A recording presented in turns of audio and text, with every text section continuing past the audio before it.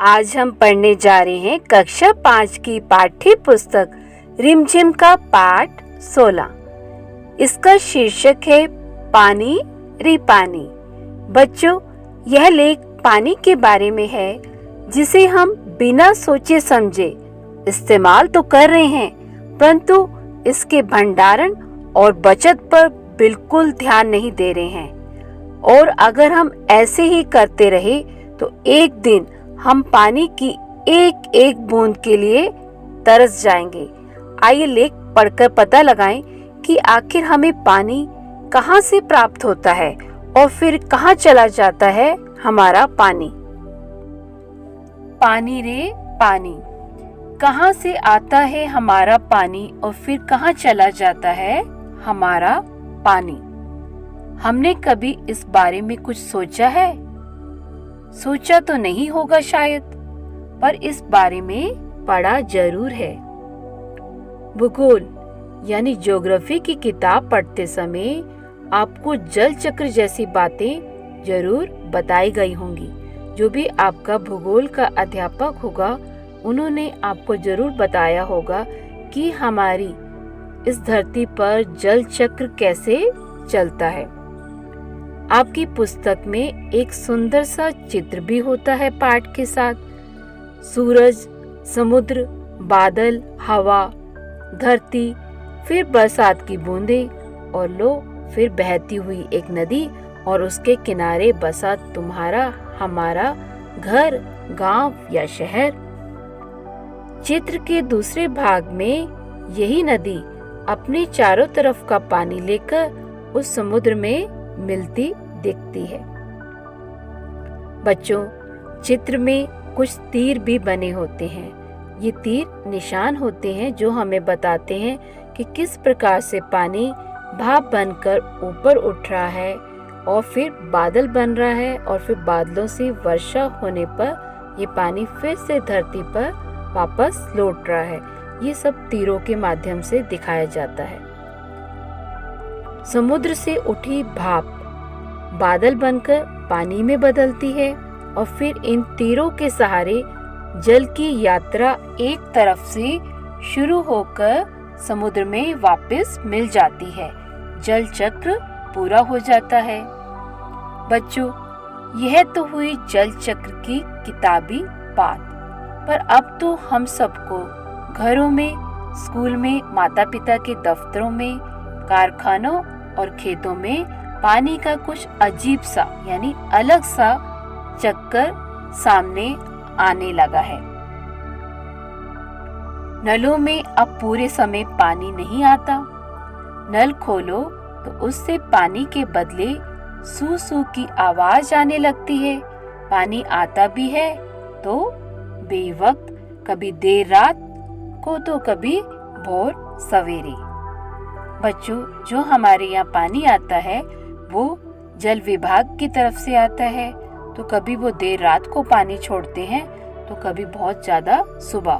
तो उस वक्त हमें अपनी मीठी नींद छोड़कर घर भर की जितनी भी बाल्टियां होती हैं, बर्तन होते हैं, वो सब भरने पड़ते हैं ताकि हमें फिर दिन भर पानी की कमी ना झेलनी पड़े। इस तरह से पानी को लेकर कभी कभी कहीं कहीं आपस में तू तू मैं भी होने लगती है। अब पानी तो बच्चों सबको चाहिए होता है ना, तो हर कोई चाहता है कि मैं ज्यादा पानी ले लूं, जल्दी ले लूं। तो इस चक्कर में आपस में कई बार झगड़े, तू मैं का क्या मतलब है कि आपस में झगड़ा भी होने लगता है। रोज रोज के इन झगड़े टंटों से बचने के लिए कई घरों में लोग नलों के पाइप में मोटर लगवा लेते हैं। अब कुछ लोग जो हैं उनको अच्छा नहीं लगता कि रोज रोज किसी से झगड़ा करें, तो वो सोचते हैं कि हम कुछ अलग सा ऐसा करें ताकि हमें पानी की कमी ना देखनी पड़े। तो वो नलों के पाइप में मोटर फिट करवा लेते हैं। इससे क्या होता है कि उनके घर, जो आसपास के घर होते हैं, उन घरों का पानी भी खींचकर उनके घर में आ जाता है। ये वैसे तो गलत बात है, हमें ऐसा नहीं करना चाहिए। ऐसा करने से क्या होगा कि हमारे घर में तो पानी अच्छे से आने लगेगा, लेकिन अड़ोस पड़ोस के लोगों को पानी की कमी हो जाएगी। तो ये हमें नहीं करना चाहिए, क्योंकि ऐसा करना वास्तव में आसपास का हक छीनने जैसा काम है। हमें किसी का अधिकार नहीं छीनना चाहिए, लेकिन मजबूरी मानकर इस काम को मोहल्ले में कोई एक घर कर बैठे तो फिर और कई घर भी यही करने लगते हैं, क्योंकि हमारे समाज में नकल करने की एक आदत हो गई है।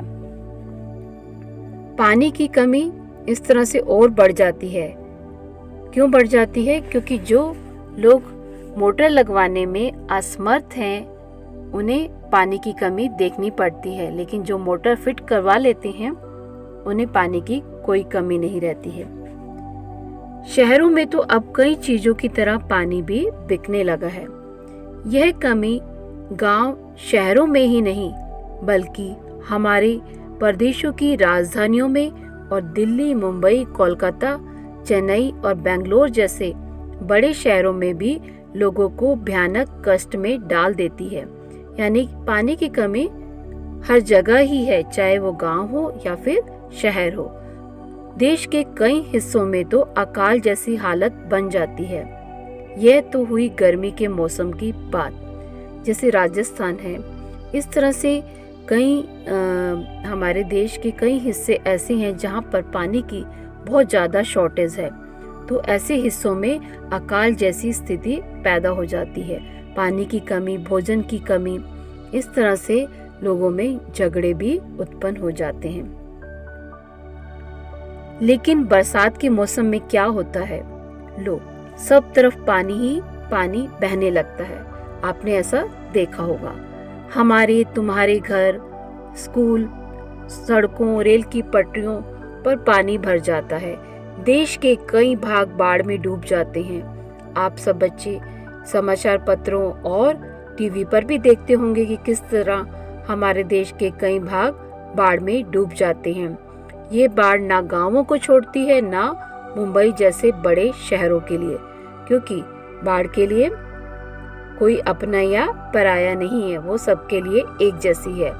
कुछ दिनों के लिए सब कुछ थम जाता है, सब कुछ बह जाता है, यानी बहुत ज्यादा नुकसान होता है और जिंदगी रुक जाती है।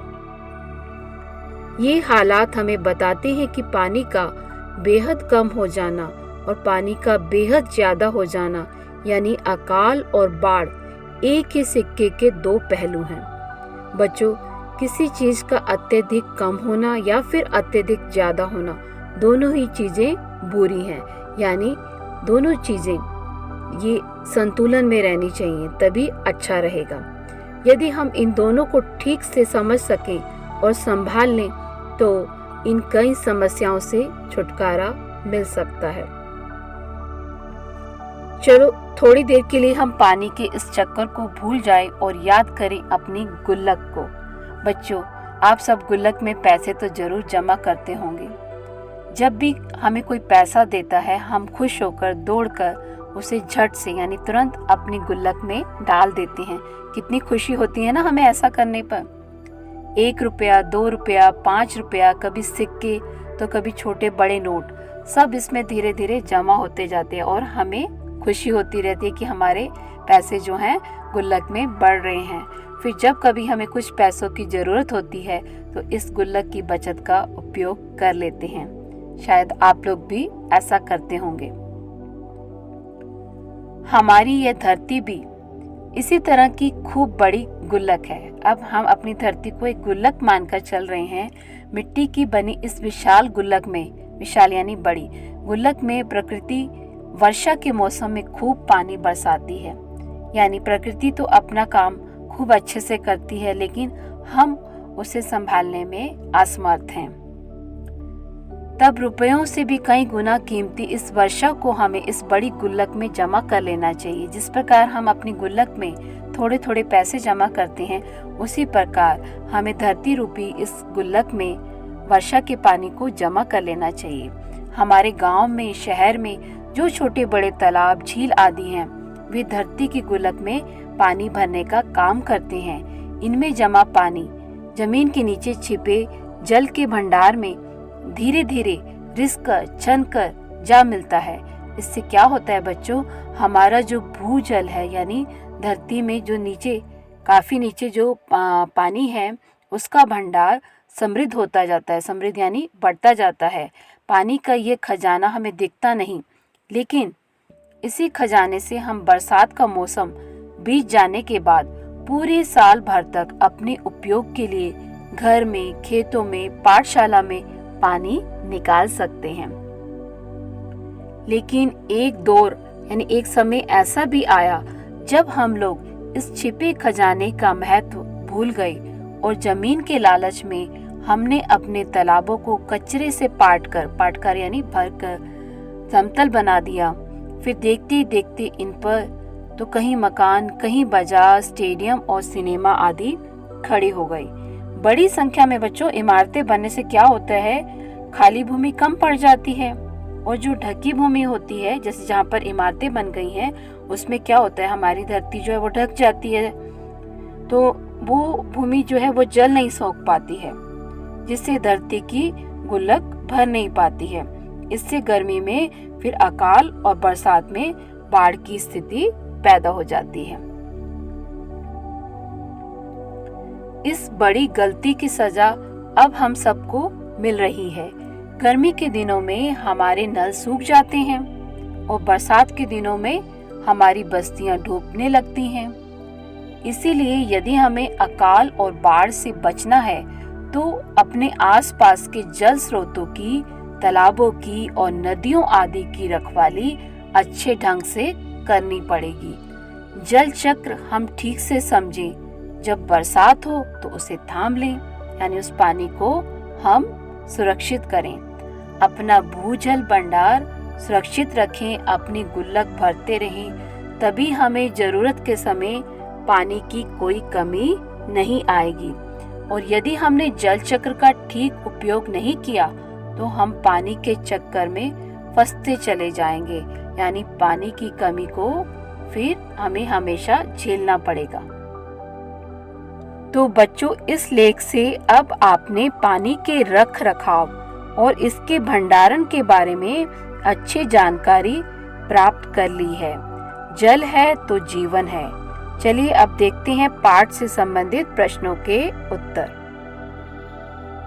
पहला प्रश्न देखेंगे बच्चों, अपने आसपास के बड़ों से पूछकर पता लगाओ तुम्हारे घर में पानी कहाँ से आता है। तो इसका उत्तर बच्चों इस प्रकार से होगा, हमारे घर में पानी जल बोर्ड की सप्लाई से आता है। इसके लिए आपको अपने बड़ों से भी पूछना है, क्या वो भी यही उत्तर बताते हैं या फिर कोई अलग। अगर वो कोई अलग उत्तर बताएं तो आप उसे भी लिख सकते हैं। दूसरा प्रश्न है, तुम्हारे घर का मैला यानी गंदा पानी बहकर कहाँ जाता है। तो इसका उत्तर है, हमारे घर का मैला पानी बहकर नालों एवं सीवर में जाता है। तीसरे प्रश्न का पहला भाग, तुम्हारे इलाके में धरती के अंदर का पानी कितने फीट या कितने हाथ नीचे है। तो इसका उत्तर ये हो सकता है, हमारे इलाके में धरती के अंदर का पानी लगभग 80 से 100 फीट नीचे है। तीसरे प्रश्न का दूसरा भाग देखेंगे, आज से 15 वर्ष पहले यह पानी कितना नीचे था।